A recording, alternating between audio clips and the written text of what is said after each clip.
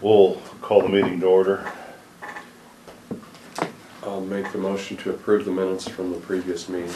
I'll second that. Motion's been made and seconded to approve minutes from previous meeting. All in favor say aye. Aye. Aye. Aye. All ayes, motion carries. I'll make a motion to amend the agenda to have a discussion on hometown pride. I'll second that motion. Motion's been made and seconded to amend the agenda to include home town pride. All in favor say aye. Aye. Aye. Aye. All ayes, motion carries. I'll make the motion to approve the amended agenda. I'll second that. Motion's been made and seconded to approve the amended agenda. All in favor say aye. Aye. Aye. All ayes, motion carries. Well, you guys went to the meeting about, and we talked about it, and a lot of the councils have expressed their approval of participating in it, and you gotta have 100% of all 9 towns. And one of the discussions was, what if some of the small towns don't want to spend? I'll back up. We talked about if the county threw in 10,000, the 9 communities threw in $1 per person in their town, and that would generate close to 7,000. And then the balance of the 20,000 needed would come from SCTD. So there's some discussion that what if some of the small towns don't want to spend $1? Should we waive that? And I said that's kind of a slippery slope in some ways, and the whole program won't work. You know, if we go ahead with it, hire a coach, and you know, if you don't get good participation from every town, not just Sac and Lakeview and Olduvai, but Nemaha, Lytton, or just for example, not that they won't, you know, it won't work.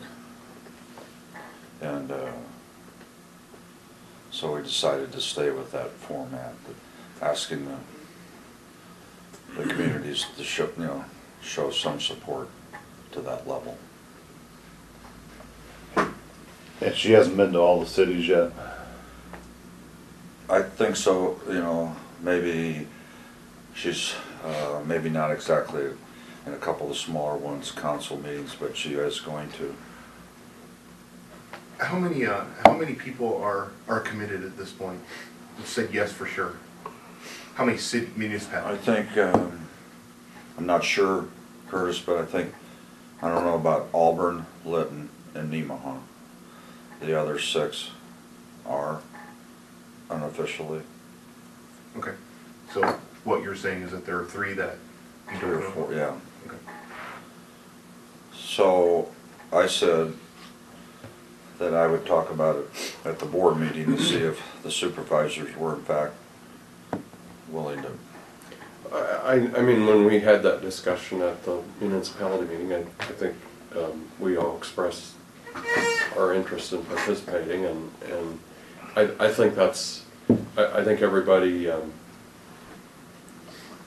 understood that it was good for everybody to have a little bit of skin or money in the game, and that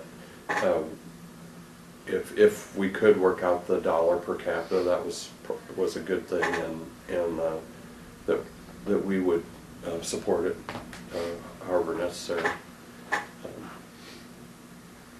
You know, I think different things, but based on Pocahontas's example, the 20,000 the county, towns, whatever invested, they got about 10% rate of return, levering up. Well, 10 to 1. 10 to 1. Yeah.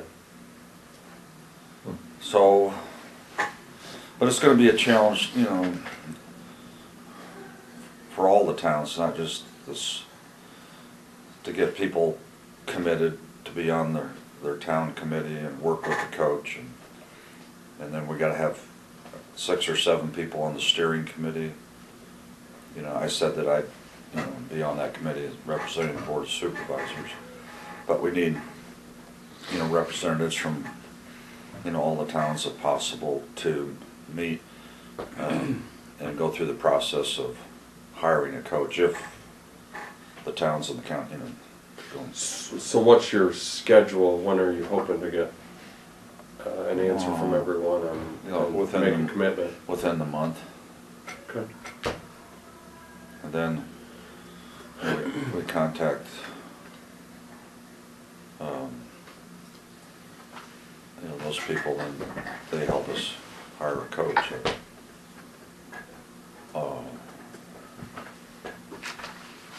You know, I think it's gonna be a lot of work. You know, hopefully we can get, you know, new people involved in Sac City and Lakeview and Old. You know, we all know that our volunteer base is kind of shrinking in some ways. And very busy now. Yeah, Yeah. and other things going on. But I think if we can make it go, I think it could, you know, be a good thing for all our communities and the county at large. So, Yes. Quick, I know that this is a 5-year commitment, and I guess as one who's going to be voting on it, I know that Chloe's talking to the city council in Sac City tonight. So, is your intent to be able to do 10,000 a year for the next 5 years then? My understanding was it Three. was a 3, and you could extend it to 5. But Okay. I think I guess my thoughts were that you start with 3, and if you're happy with the way things are going, then you ask to extend to 5. Okay, so I mean, but I guess your commitment would be the 10,000 a year for the initial term of the contract. That's where I'm okay with that. I think it will make an easier sell to our council tonight if we say, okay, you know, it's $1 per person a year this year, it's $1 next year too. and $1 next year, and $1 the following year, rather than saying, well, it's $1 this year, it's $2 next year, and it's $3 the following year. Yeah. So I mean, I guess, And I think I'm glad you asked that question because Well, I think it was my understanding that you had the option to make the 3-year commitment, and if you thought it was successful, that you then could extend to 5, and that would be what I would like to do. I'd rather start with 3, and then if people are right, I mean, I guess whatever the term of the commitment is, I guess I'd heard 5, and I was, maybe that's, Okay. but I mean, I just was double checking that in terms of buying in, we're not getting a balloon payment, shall we say, on the deal. we wouldn't propose that. Yeah, and I didn't think you would, but sometimes it's easier to ask the Sure. question. No troubles. But yeah, I mean, we just we're the same way. We want to know what it is up front and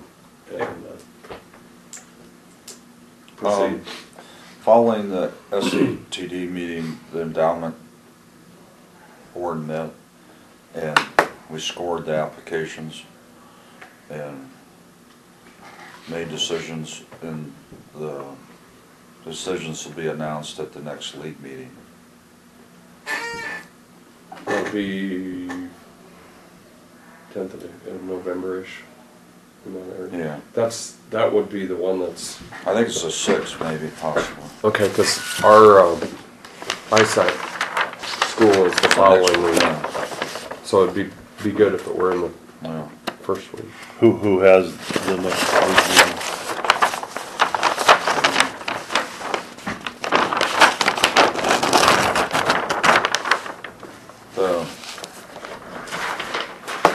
The composition of the endowment, well, the SCTD and the endowment board is, you know, changing.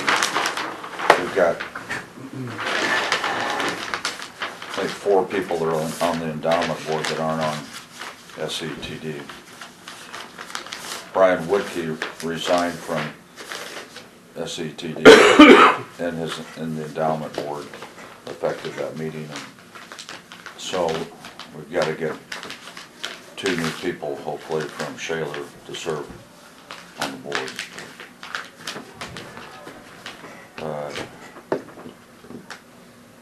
How much available money did you have this round? About 105,000. Okay.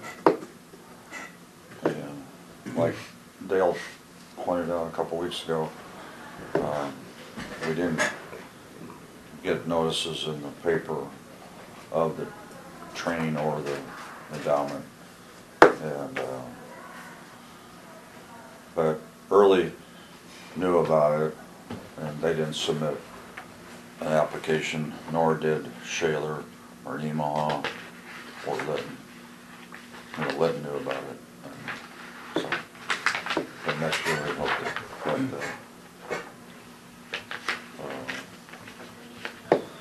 it's been, you know, a year of kind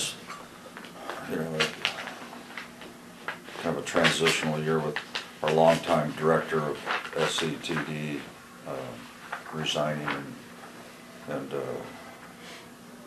SCTD board is very independent of the endowment. Our SCTD director, Chloe, isn't involved in that at all. Just, well, in the support level as far as some paperwork. Well, we've got some new people, and they're really good. So,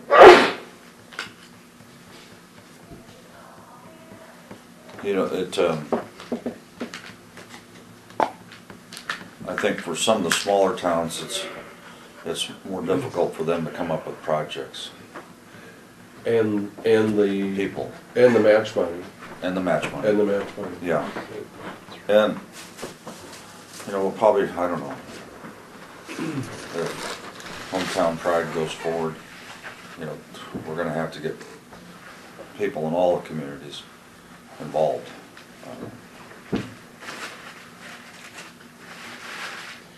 Bruce, did you have something in mind? I just wanted to give you an update. I know I talked some months ago about doing an application for the square across the street for the National Register of Historic Places.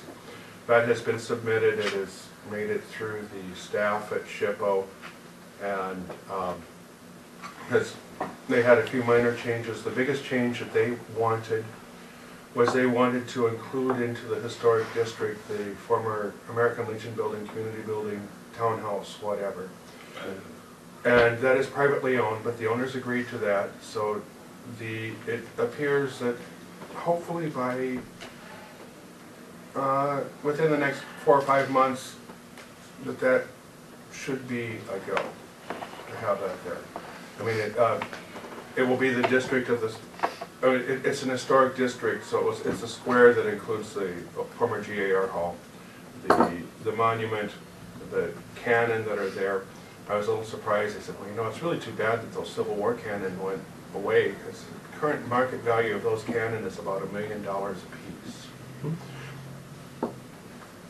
And ironically, none of the 4 were probably melted down actually for the war effort. I think 3 of the 4 I know are sitting in parks someplace else that got transferred. And then the little the tablets that are out there, and they were. The staff is very supportive of it. It has another level of review. The horrible acronym, they call it SNARC, State National Review Committee. I don't know why you would call anything SNARC, but that's all right. And that happens in Ron, this is Ronell. either February or March. I just wanted to give you guys an update of what was happening. On Yeah, that. we have 0 on our agenda today. You said that. As soon as you could. What's privately owned? The townhouse. The whole townhouse. townhouse building. Oh, that's part of the application. Well, it wasn't. I was there, and I had photos. I mean, you submit a whole bunch of photos, and they said, "No, what is this building?" I said, "Well, Okay. it was a community building. It was built as a memorial to the World War I veterans." Well, why aren't you including it? Well, Why don't you plan on coming? privately owned. Well, if you Okay. talk to them and if you submit it, we'll support it. Thank you. So, it will have some significant historic tax credit possibilities for the owners of that building. Huh. So that, I was going to ask. That was my question. What would? Why would they be You can get encouraged? up to 45% historic tax credits. Really? I mean, so things like a new roof, a new furnace, new electrical, anything that preserves the building. Now, if you want to put, a purple neon sign on the front of it, that doesn't count. If you wanted to, but anything that is keeping with the historic integrity of the building or preserving it. And it's a great thing, because even if you don't owe that much in tax, it comes back to you as a tax refund. Really? Now, unfortunately, governmental entities currently are not eligible for that. Now, there is some talk of trying to find a way to encourage local governmental entities to be able to reap some benefits from that. If you have any pull with your legislators, that would be a good thing to suggest. That, Did you inquire at the time, what are their plans for the building? I had not heard at all. They're opening a restaurant in it. Really? They've done a lot of work on the interior. The exterior is pretty, the exterior, outside of having all replacement windows, the exterior is pretty much original. And the windows and the central doors are not original. Most of the floor plan inside is original. A lot of the tin ceilings are still there. Even the rooms in the basement. I've been upstairs and on the main floor, but not in the basement. And the upstairs was in pretty nice shape. Yeah, there was a major water leak in there before these present owners, that somehow a water pipe froze, and so there's a lot of water ran down through, and they're redoing some of that. But they're working on it. But I just wanted to stop by and give you an update that the application is submitted. It looks like it's going forward. And There was a really nice wood floor on the upper level. yeah, and the wood floors are still pretty much intact. Where the water leak occurred was, were you in there when it was a townhouse? Yeah. The bar area is the area that had the water damage. They're redoing some of the floor, and in fact, I think they're going to be getting,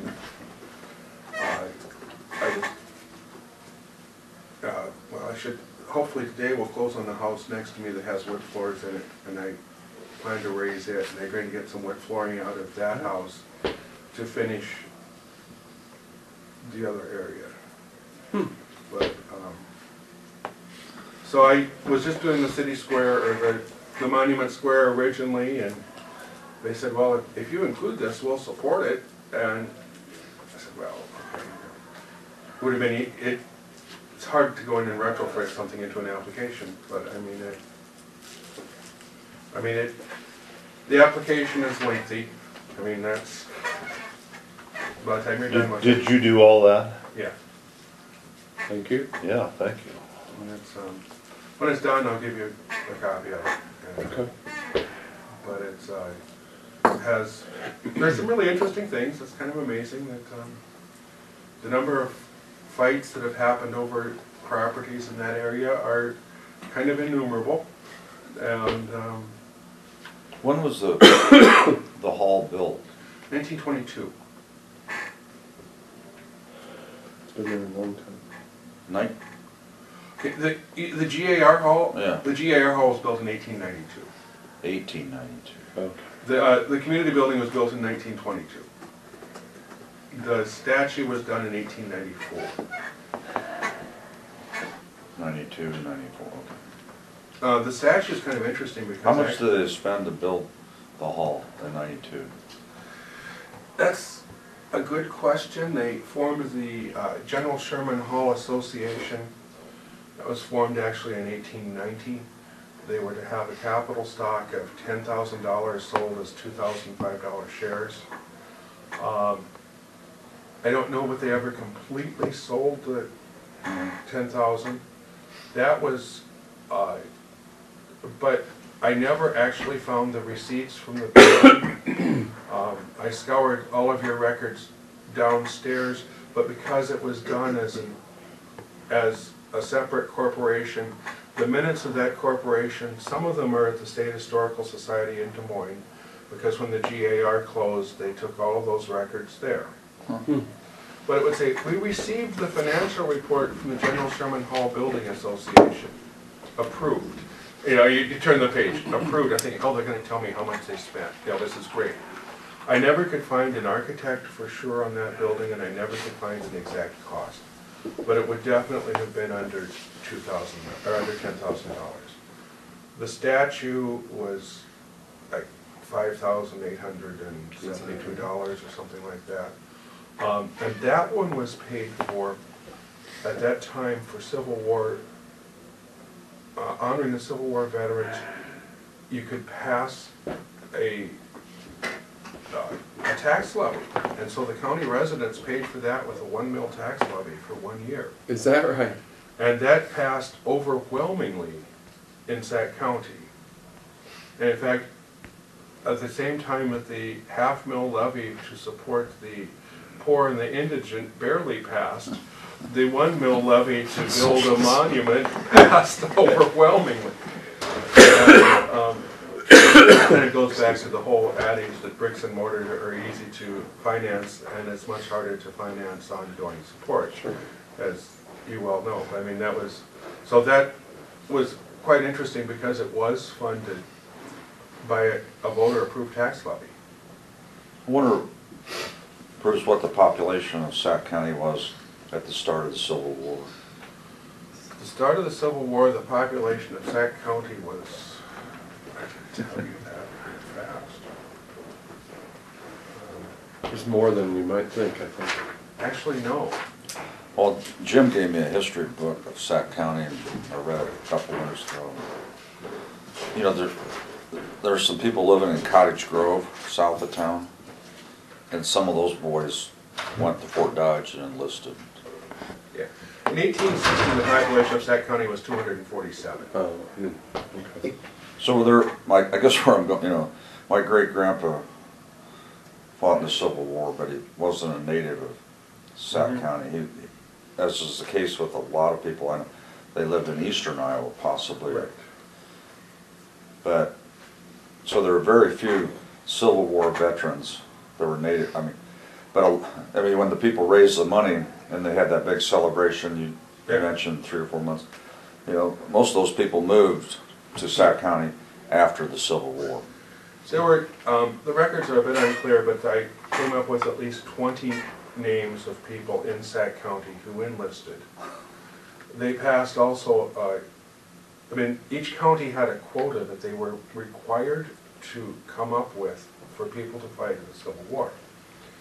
So the Board of Supervisors passed a 3 mil tax levy that they would use to pay the families of people that were away fighting. They would pay their fare to get from here to Fort Dodge, which was the point they had to enlist. Yeah. And from what I could tell, surprisingly, there were no direct casualties of Sac County residents in the Civil War, which was almost unheard of, because I mean the casualty level was so high in that war. Iowa, their death rate was quite high compared to most states in the U.S. Well, there were 80,000 Iowans that fought in the Civil War, but only about 20 of them came from Sac County. And Eastern Iowa was, you know, 50 years ahead as far as civilization. Right. Right. So I mean, they were getting them from that side. So, but actually, the county was supporting the families of the soldiers when they were off fighting the Civil War. Back then, the soldier did not get paid. They would have been paid minimally, but probably not enough to support Their families. And then the GAR organization was really huge as a lobbyist effort, and they were trying to get benefits for Civil War veterans. Pensions, yeah. Pensions, medical, I mean, because there were so many people who had lost limbs and that kind of stuff. I mean, they wanted the pensions, they wanted the medical disability, and they were huge lobbyists for that. And for about, you know, probably from 1885 to 1915, if you were not for Civil War veterans' pensions, you almost didn't get elected. In fact, you really didn't, you know, and that's, Do And that was, the Confederate veterans get pensions from the United States? I'm not sure about that. That's a Yeah, good I mean, question. percentage-wise, they had more casualties than, I don't, Huh. I'm not sure about that, but, I mean, it was, the people who were part of the GAR were a veritable who's who of Sac City and Sac County. I mean, there were 6 GAR posts in Sac County. This one was the largest. Well, Even Grant City had a GAR post.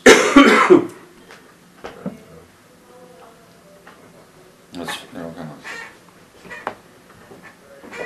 Yeah, one of, my great-grandpa marched with Sherman when they left Kentucky and Tennessee and headed towards Atlanta. Yeah. And he made it through there, and somehow he got from Georgia up to Maryland, and that's where he was discharged. And then took a train back to eastern Iowa, and it's kind of, it is fascinating to me the amount of detail and history that, you know, during the Civil War, you know, through letters are written or discharge papers. Or, So do you have any letters from your great-grandfather? I think we have a few. Yeah. Mother's family had 3 different people that were in the Civil War, and I've got literally a trunk full of correspondence. Huh. Well, that's how they had to communicate back then. Right, I mean, but it was, you're not gonna see letters from home from today's society because it's. Yeah. even my uncle who was killed in World War II wrote a letter home every day that he was in the service. Well, a lot of people died, you know, from pneumonia and flu. Yeah. Rather than a musket ball or yeah, in the same way with World War One, you know, a lot of families, you know, lost people in World War One. They died in Alabama or training camps around the United States. I mean, the disease was a huge factor there, and disease following wounds. I mean, they didn't have very sophisticated medical care. I mean, you know, amputations happening in the battlefield with no anesthesia and no antiseptic. I mean, it was ugly. It was brutal. It was, you know, really not a pretty sight in the least. But I just wanted to give you an update of what was happening. I mean, in that. thank you very much. Yeah, Yes. thank you. It was kind of a fascinating history. I mean, some things to do, and in fact, even the dedication was a bit on the controversial side. At that time, there were 2 newspapers in town. There was the Sac Sun and the Sac County Democrat, and they didn't necessarily get along all that well. And George Perkins, who was the one who built Bobby Wells' house in town, or who lived in Bobby Wells' house, didn't build it, was a U.S. representative, and he spoke at it, and there were huge people. He was a Republican, and the Democrats were up in arms that all of the focus was on his re-election campaign instead of on dedicating the monument. And you know, something I just kept reading it and thinking, you know, the more things change, the more they stay the same. And it was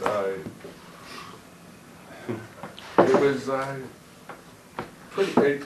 Journalism has either improved or deteriorated since then. I don't know. The verbiage that they have is pretty vicious at times, and almost as vicious as some of General Sherman's writings, which he was not exactly a beloved man. But, I'd never put 2 and 2 together that Hoyt Sherman Place in Des Moines was his brother. Huh. And, I've been to a place. yeah. But Hoyt Sherman Place was William Sherman's brother. He was one of like 8 kids, and his father died quite early, and they were all adopted out. Why didn't Kentucky decide whether they wanted to be in the Union or the Confederacy? honestly don't know. See, Dad's parents were from the Lexington area. Yeah, we've When got they- friends in the racehorse business, and I'm gonna ask them, they come up every pheasant hunting season, and their families go way back. When my dad's parents were married, they were disinherited because they had been on opposite sides of the Civil War. Is that right?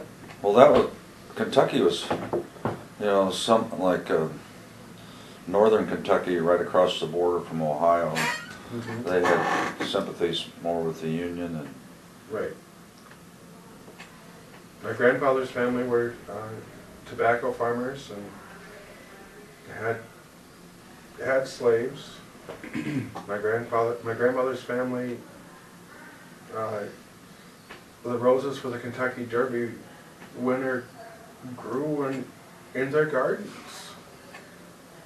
And when they got married, that was not a pleasant situation. And I asked them a couple times, I said, can you explain to me how you can have these people that are so close to each other that are never took a side? And my grandmother wouldn't say much, and my grandfather let out some expletives that I won't repeat. And in his mind, the Civil War never was over.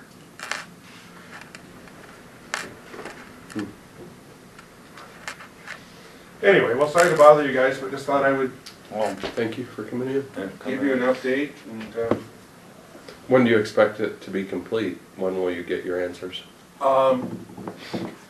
hopefully, okay, so what will happen, there's, the State National Review Committee meets in February and March. Hopefully it should be on one of those two reviews there. And then they submit it to the Department of the Interior, which actually is the one that finalizes it. And that's another 60 days beyond that. It's, after the writing, then you wait, but it's, and at some point, I think it would be neat, if you get, I know that for Chautauqua Park, the city is getting kind of like just a metal, like standalone plaque that says this area is on the National Historic Register, and I think it would be kind of a neat thing to add to that. It just, I think it's a relatively cheap tourism attraction. To say, because there aren't that many properties in northwest Iowa on the National Historic Register. There are, I believe, well, it depends. Actually, the other ones that are listed in Sac County, the Railroad Depot in Wall Lake is there. The Chief Blackhawk statue in Lakeview is there. And then there are 3 sections of park, but they're all contiguous, that are listed around the lake in Lakeview. And Seven Oaks, the house, Bruce and Ted, I did that. This building, and then the Chautauqua Park Historic District that includes all the park, and then hopefully. Who's so the county pay for it? If we want to. The owner, the county would have to pay for that, yeah. What do you think? Yeah, we get it done, yeah, sure. What do you? They're about. Reach. I can get stuff to you. I can. What about that?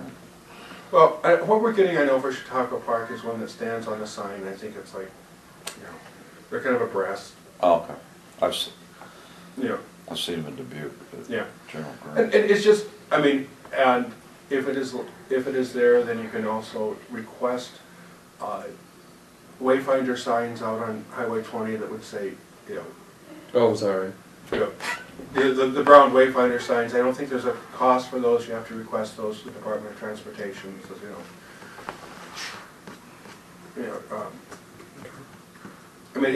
it's just another way, frankly, to get people off of the highway and to explore what some of the joys of Sac County are. And if people are history buffs, that's great. If they're not, then last week ago Saturday, a guy I went to school with in Iowa City, he was on his way from Vinton, and he called, and we met, had lunch in downtown, and he'd never driven through he and his wife had never driven through Sac City before, and he just said, what a, you know, beautiful little town. You know, they got off New Highway 20 and came down, drove around a little bit. I guess, I mean, I think it's, I mean, the plaque, I think plaque and stand is right at $1,000 or something like that. I mean, it's not a huge expenditure in the grand scheme of things, yeah, I mean, they're not cheap, but I mean, but I think it would be nice for people to know kind of what is there and say, and I don't think the courthouse is identified as being on the National Register either. Well, and that's why I was gonna, do you put it on that side or do you put it on this side of the street then? If this isn't, They're kind of separate. I mean, you can get one that just would be, you know, attached to the building, the courthouse itself, and you could do one, I mean, that would be, you know, in a part. I mean, Have a couple choices. yeah. I think it's just, it would be kind of nice to recognize that. Oh, yeah, if you've gone to the work, I think we should. You know, so, and it's kind of some interesting reading. When did the courthouse get its designation? 1981. Long time ago. This courthouse isn't really that old. What is, This courthouse was built 17. Is that 1917, right? No. 1896. No. That's what the cornerstone says. It was built before that. Oh, I thought, That's what this the is the third one. This right, is the fourth one, actually. There was a log cabin one. oh, that's right. And then there was one that was, nobody knows for sure what it looks like. It sat actually in the middle of Highway 20, which is how we got to Monument Square. Because you would come over the bridge, which was kind of at an angle, then you would have to go around the square to get up the hill. The horses couldn't make it. So when they built the courthouse in 1873, they moved it back to this location. And they got that. The courthouse, the 1873 courthouse burned in 1888, I believe it was, and shortly after that, this was built. Okay, okay. Prisoners dumped over the potbelly stove in the jail in the lower level, and it burned. There was a huge coup trying to get the county seat moved to different areas of town. A group of local businessmen agreed to build this courthouse that they would take the insurance settlement on the old courthouse and they would make up the difference for it. They used the same plans for this courthouse as for the one in Storm Lake. And it originally had a cupola on the top of it. And that was taken off around 1900, I believe. So it must have been kind of a victim of ill design and leaked. Yeah, as they all do. But, So- I mean, is Cornerstone is 96, really? I believe that's. I think that's right, on the down, Right outside that door on the southeast corner. yeah, they could have used the same cornerstone. that's true. Well, that wouldn't have matched up though with, No, but I mean, That is down there though, now that you say that, that is right. That's where they put the time capsule, Yeah, behind that cornerstone. I mean, because they pulled it out, then they redid it at the time they put the addition on. the Centennial, yeah. Didn't they? No, that was when they put the addition on. No, we opened it at the Centennial or Okay, okay. Sesquicentennial or whatever it was. Okay, Yeah. but, I know I've got pictures of this building from the early 1890s. Do you? And, Is there a more, you know, that history that Lev Fries wrote? Is there anything else like that about the history?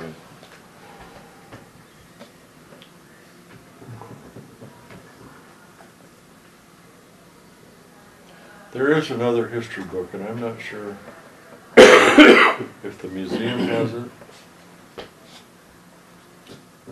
or it's privately held, I'm not sure. Is there a lot of history in the Sac, when Sac City was 100 years old? Did they publish a real thick? Yeah, Sac City did the a book. 100th is a little pamphlet. The 125th is a Is it book. the thing? The 150th is a book. Lakeview and Oldeville, Wall Lake, They all have, really, yeah. And they're all good. Wall Lake's got a lot more history in it than the Lakeview. Is that the Reflections? The Reflections was 125, and Sac City, 1855 to 2005 was the 150th. William Hart wrote a book for the history of Sac County. It came out in 1914. There's another book that's a biographical history of Crawford, Ida, and Sac County that came out, I think, in 1902. That one was a subscription book that you had to pay in order to have your biography into it. But Hart's book is, if you look up History of Sac County online, the whole thing is available as a PDF. It's pretty interesting reading. Okay. It's about, or if you want to see a hard copy, there are 2 or 3 of them in the library, there are a couple in the museum. I've got a couple sitting in my library. But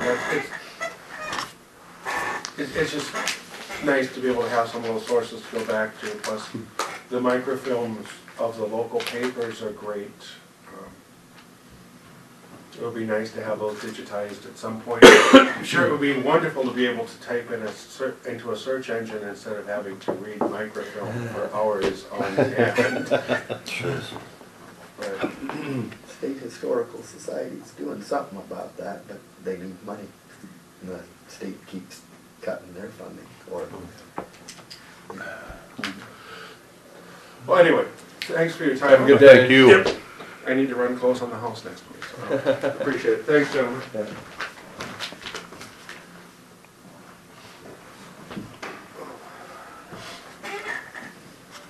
Is it public information who owns the townhouse? Yeah, you can go down and look at the, whatever Bob has down there. It's the gentleman that owned the Carlson house, right? No, they No, sold it got it. sold. Oh, they did sell it? Their last name, I think, is Lewis. From where, or? And they live here in town. Does anyone know the date of the townhouse? Or, I'm sorry, the address? Not off the top.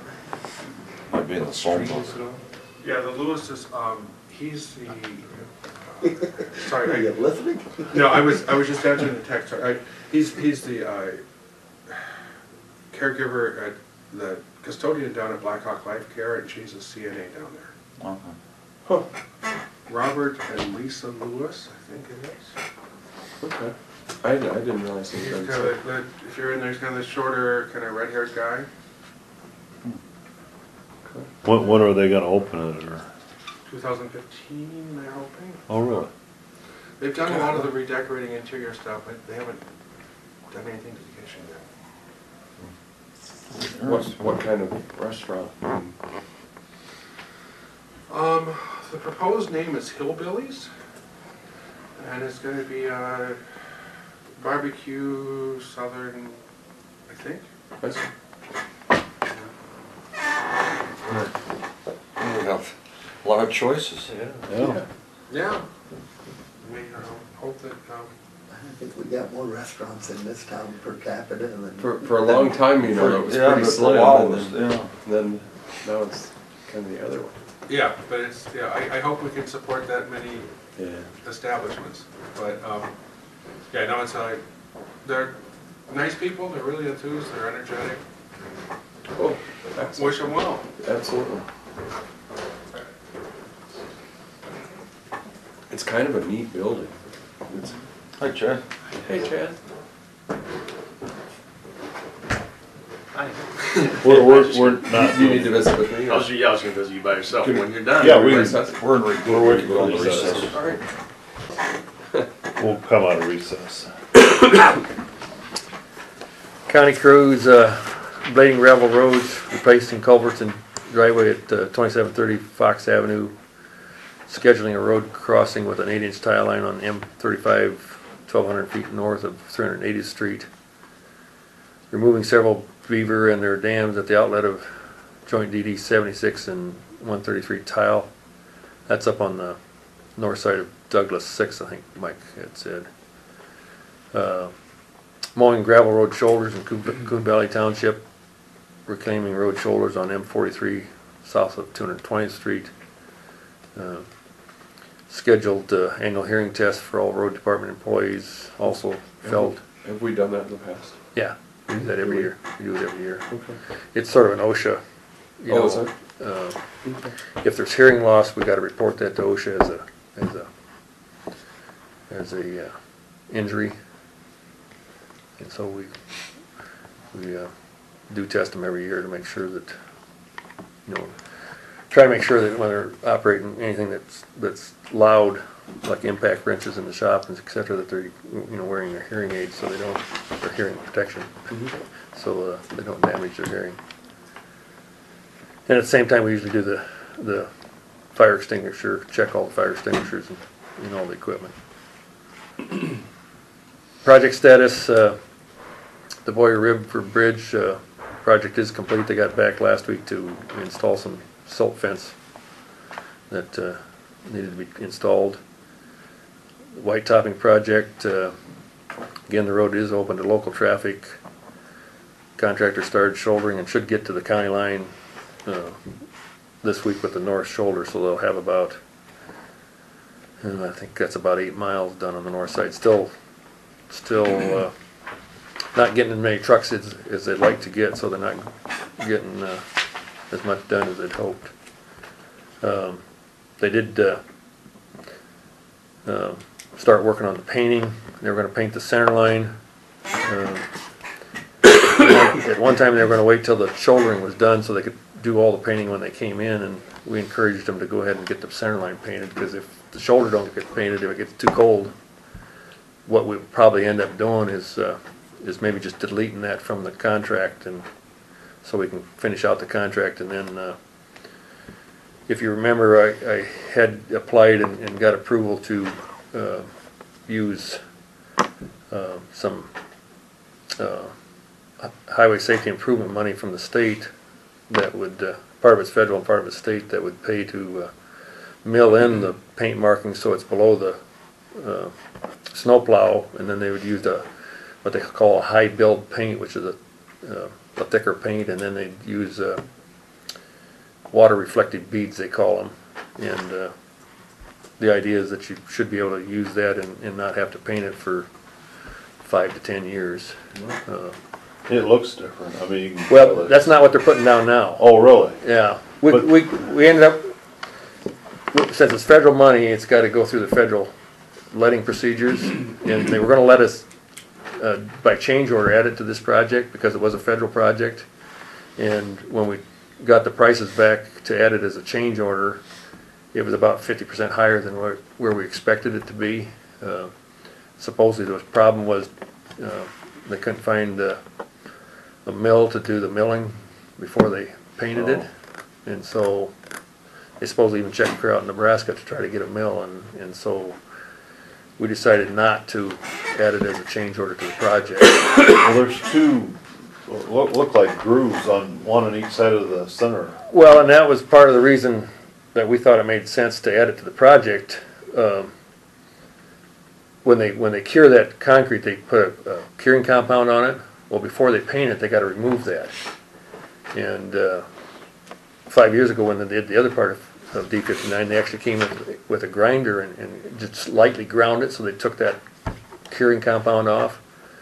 Well, this contractor now is using a water blast to take that, so that strip. That's what he was doing yesterday, with that truck. Yeah, it's a high pressure. Yeah. I don't know how many nozzles they got down there, but they blow that curing compound off.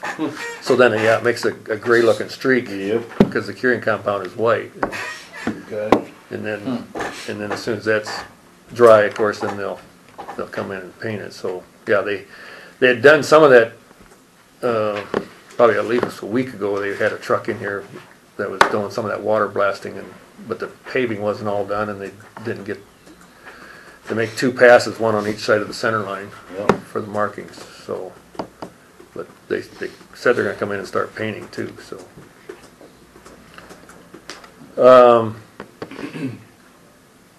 One thing, I guess I didn't have anything else on the project there. I did get a request, and I think Jim got one in the county attorney, and so a number of other people from CCI wanting information on any correspondence on the Bacon pipeline.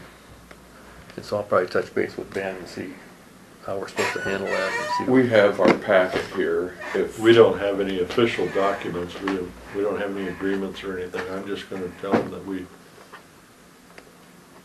one supervisor met with the representative and there was nothing done, so. we just had an information packet that they left that we have. Yeah, that they gave to everybody's. I mean, I wouldn't think they want 4 offices in every county to send them copies of that. I can't see why they need that, but, I mean, So are we I've gonna had- coordinate and just send them one from here then? Because that's all we have. It was Well, I just- thought that's all I'd send them. I It's didn't- just information, this is the information packet provided. Their arrangements have to be made with property owners, and then at some point they'll have to make maybe some road arrangements with you, but that's it. and we'd had some initial discussions. They'd called, I mean, I've had a couple phone calls, asking about what requirements we were gonna have for crossing the roads, but, they But were asking. nothing yet, nothing official. I mean, they were wanting copies of any, if there was any emails, they wanted copies of emails and any other Right. correspondence, and, We don't have it. You may, but we don't. We don't. but I don't have any written correspondence. I just got some, phone calls that we've had with them as far as, yeah, we were gonna let them bore the road, and yes, we would let them cross at an angle. We wanted them 5 foot deep, and, some of that stuff, but the meeting that the county engineers had down in Ames, I assume they'll want copies of the minutes from that meeting, and so I'll probably contact Nicole Fox and see whether she's gonna provide that information to them. But my understanding is, too, aren't they supposed to have public informational meetings? Yeah, Sometimes- those will be coming in it, just, in that packet, they had their schedule, which is way, Way behind. well, it's way optimistic. Yeah. There's Yeah. no way they're gonna meet that, and just no way. And, but 'Cause- that's really all. Cause they're already, Is it on that front page there, Jim? they're already a quarter behind, I think, cause they were supposed to have those, Public informational meetings in the fourth quarter of 2014, well, we're in that already. I think the one they gave us, they had 3rd quarter. Pipeline permit filed first quarter of 15, pipeline permit issued third quarter of 15. Facilities in service fourth quarter of 16. Cause my understanding was they had to have those informational meetings before they could do their application to the. Yeah, Highway I think Utilities I kinda Board. remember that too, that that's part of your prerequisite for getting your permits. Right, right. But, Anyway, I'll maybe touch base with Ben a little bit and let you know what he tells me, I guess, I don't know. okay. Thank you, Ron. Thanks, Ron. Thanks, Ron.